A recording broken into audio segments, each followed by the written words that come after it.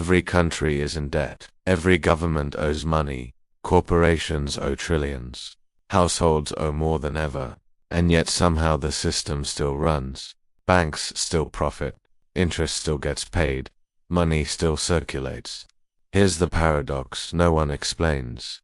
If everyone owes, who is collecting? Because debt, by definition, must be owed to someone. But when you zoom out past individuals, past nations, past currencies, something unsettling appears. There is more debt than money, more obligations than currency in existence, and yet the system doesn't collapse. So tonight we're going to follow the trail backward.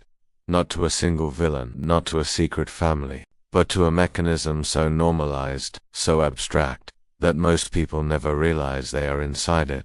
This is the story of who really owns the money, when everyone owes everything, and the answer is not what you think. To understand who owns the money today, we need to rewind to a time when money wasn't debt at all. For most of human history, money was something that existed before it was owed. Silver, grain, shells, ledger tallies, in temples. In ancient Mesopotamia, debt existed, but it was periodically erased. Kings declared debt jubilees when societies became unstable. They understood something modern systems ignore. When debts grow faster than people's ability to repay, society breaks. For centuries, money represented stored value, not an obligation to a third party. If you held gold, you owned it outright. No one else had a claim on it. But that would change slowly, quietly, through a series of innovations that promised efficiency, safety, and growth. Each step seemed harmless. Each step added leverage. Each step moved ownership further away from the public. The first major shift came with goldsmiths and early banks. People deposited gold for safekeeping. The goldsmith issued receipts claims to that gold. At first it was honest, one receipt per unit of gold. But goldsmiths noticed something critical. Most people didn't withdraw their gold at the same time, so they began issuing more receipts than gold. That was the birth of fractional reserve banking. Money was no longer the gold itself. Money became a promise. And here's the key transformation. Money became someone else's liability. If you held a banknote, it wasn't wealthy, it was a claim. And the institution issuing that claim now had power. Fast forward to the rise of nation-states. Governments wanted wars, infrastructure, empires, but taxes alone weren't enough. So they borrowed. Banks financed governments. Governments legitimized banks. A feedback loop was born. Then came central banking. Central banks promised stability, elasticity, and crisis management. But they introduced a radical idea. Money would now be created through lending. When a bank issues a loan, it doesn't transfer existing money, it creates new money. But here's the trap most people miss. Only the principal is created, the interest is not. Which means, system-wide, there is always more debt than money. Someone must default. Someone must lose. Debt is no longer a temporary condition, it becomes permanent. And the owners of the system, Dan T., need to own money directly, they own the claims on it. By the 20th century, debt-based money had conquered the world. Gold standards restricted growth, so they were abandoned. In 1971, the final restraint was removed. Money became pure fiat backed by nothing but government decree and debt.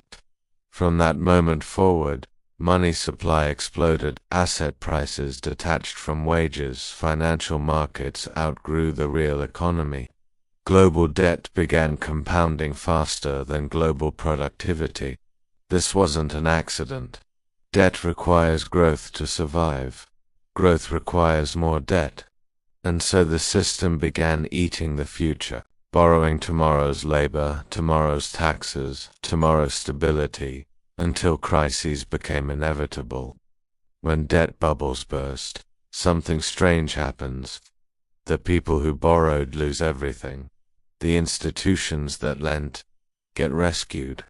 2008 revealed the truth. Banks didn't fail because they were irresponsible. They failed because the system itself is structurally unstable. And yet, Losses were socialized, profits were preserved, debt was not erased, only transferred. Governments absorbed private debt, central banks expanded balance sheets. Money was created to save the system that creates money. Ownership became even more concentrated, not of currency but of financial claims. Every proposed fix repeats the same mistake: lower interest rates, more stimulus, debt restructuring, but none of these address the core problem. Money itself is issued as debt. You cannot fix a debt crisis with more debt.